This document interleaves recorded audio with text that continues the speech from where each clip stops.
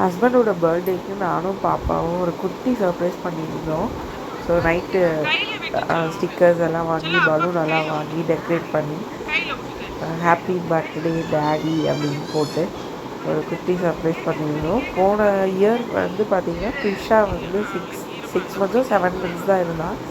இந்த வருஷம் பர்த்டே கொஞ்சம் தெளிவாகிட்டா.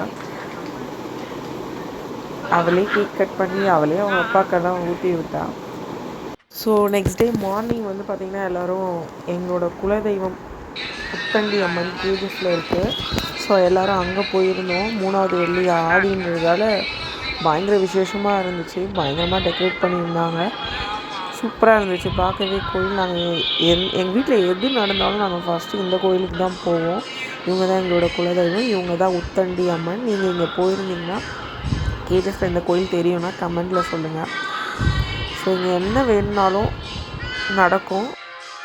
ஸோ வெளியில் ஃபோட்டோ எடுத்துகிட்டு கிளம்பிட்டோம். வீட்டுக்கு போயிட்டு ரெஸ்ட் எடுத்துகிட்டு நல்லா பிரியாணி செஞ்சு சாப்பிட்டோம்.